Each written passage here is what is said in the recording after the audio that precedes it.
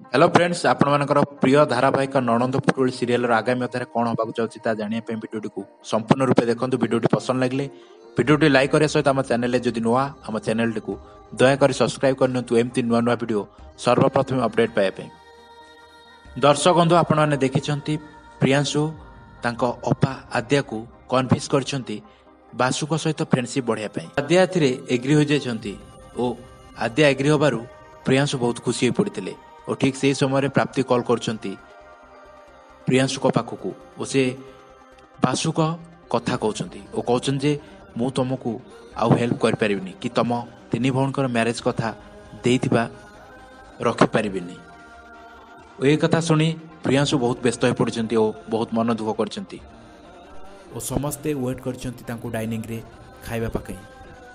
किंतु प्रियांशु किछि कहूना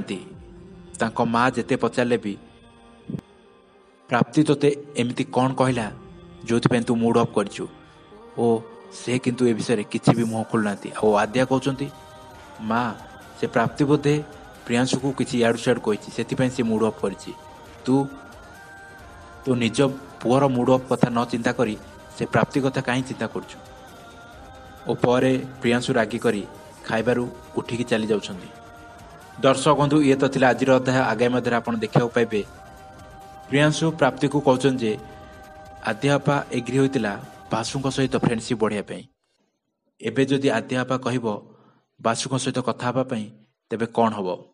दर्शक बंधु आपण मानू कौन लगुच बासु कौन सतरे सुइसाइड कर देइछंती ना से आद्या को पाइबा किसी आइडिया अप्लाई कर कमेंट माध्यम निश्चित जणाइए।